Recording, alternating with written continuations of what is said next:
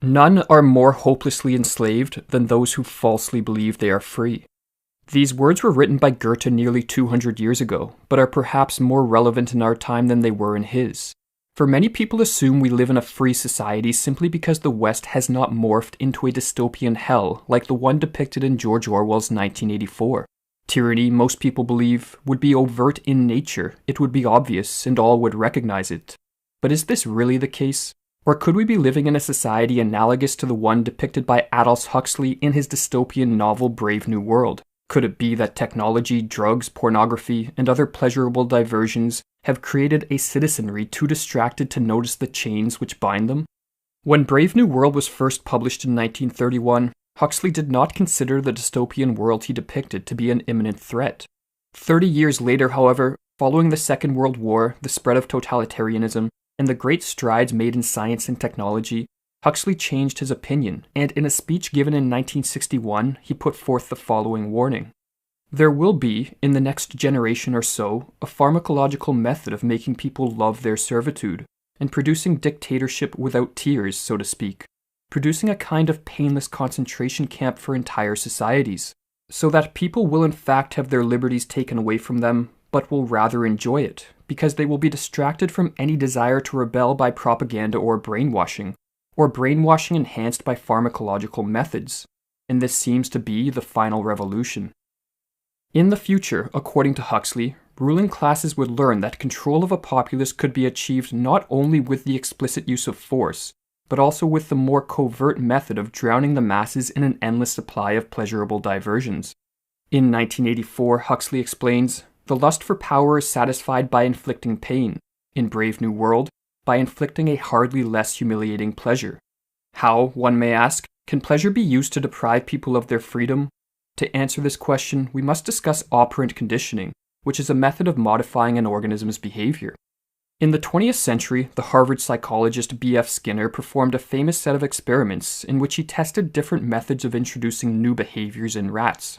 These experiments brought to light how the powers that be can condition humans to love their servitude. In one set of experiments, Skinner attempted to cultivate new behaviors via positive reinforcement.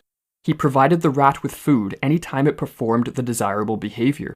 In another set of experiments, he attempted to weaken or eliminate certain behaviors via punishment. He triggered a painful stimulus when the rat performed the behavior Skinner wished to eliminate.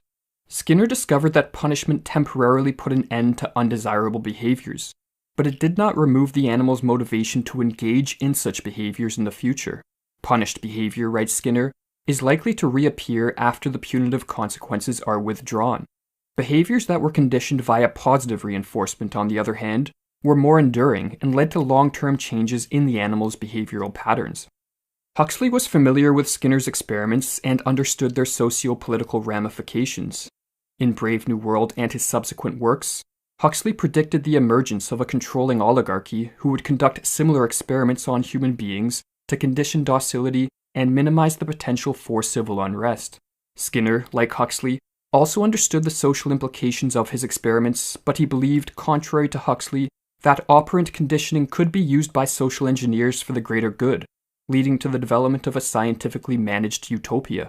The following passage from Skinner's book Walden 2, however, reveals that such mass conditioning would in reality make possible a pernicious form of tyranny, one in which the masses would be enslaved, yet feel themselves to be free. Now that we know how positive reinforcement works and why negative doesn't, writes Skinner, we can be more deliberate and hence more successful in our cultural design. We can achieve a sort of control under which the controlled nevertheless feel free. They are doing what they want to do, not what they are forced to do. That's the source of the tremendous power of positive reinforcement. There's no restraint and no revolt. By a careful design, we control not the final behavior, but the inclination to behave, the motives, the desires, the wishes. The curious thing is that in that case, the question of freedom never arises. In Brave New World, the main reward used to condition subservience via positive reinforcement was a superdrug called soma.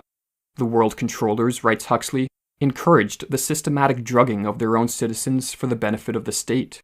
Soma was ingested daily by the citizens of Brave New World as it offered what Huxley called a holiday from reality.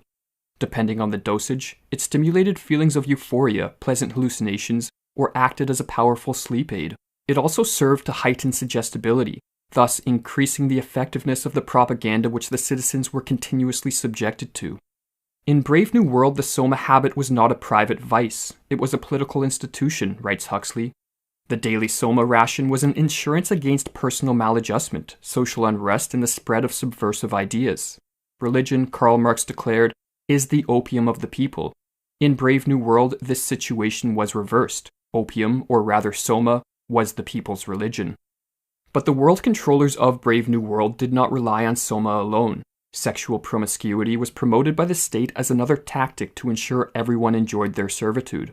The slogan, "Everyone belongs to everyone else," was drilled into the minds of the citizens from a young age, and with the institutions of monogamy and the family abolished, everyone was able to indulge their sexual impulses without hindrance. The constant access to sexual gratification served to help ensure the citizens were too distracted to pay attention to the reality of their situation. State-sanctioned entertainment also played an important role in creating the painless concentration camp of Brave New World. What Huxley called non-stop distractions of the most fascinating nature were used by the state as instruments of policy to drown the minds of its citizens in a sea of irrelevance. The parallels which exist between Brave New World and societies of the modern day are undeniable. In Brave New World Revisited, published in 1958, Huxley asked himself how future social engineers could convince their subjects to take drugs that will make them think, feel, and behave in the ways they find desirable. He concluded, "In all probability, it will be enough to merely make the pills available. Today, an estimated 1 in 6 Americans are on some form of psychotropic drug. An opioid crisis has spread across the West.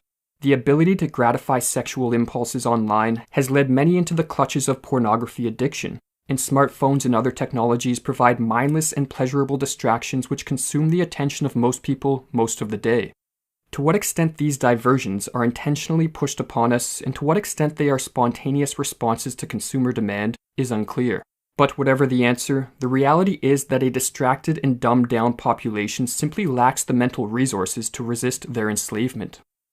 Until the modern cry of, 'Give me television and hamburgers, but don't bother me with the responsibilities of liberty,' is replaced by the cry, 'Give me liberty or give me death,' freedom will not prevail. Rather, so long as people trade their liberty for pleasures and comfort, the type of social conditioning Huxley warned of will only become more refined and effective as technologies advance and more insight is gained regarding how to predict and control human behavior. Whether the majority of us will be able to resist this type of manipulation, or whether we will even want to, remains to be seen. If the current trends continue, humanity may soon be divided into two groups. There will be those who welcome their pleasurable servitude, and those who choose to resist it for the sake of retaining not just their liberty, but their humanity. For as the former slave Frederick Douglass noted in the mid-19th century, long before Huxley wrote Brave New World, when a slave becomes a happy slave, he has effectively relinquished all that which makes him human.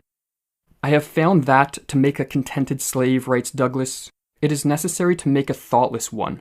He must be able to detect no inconsistencies in slavery. He must be made to feel that slavery is right, and he can be brought to that only when he ceases to be a man.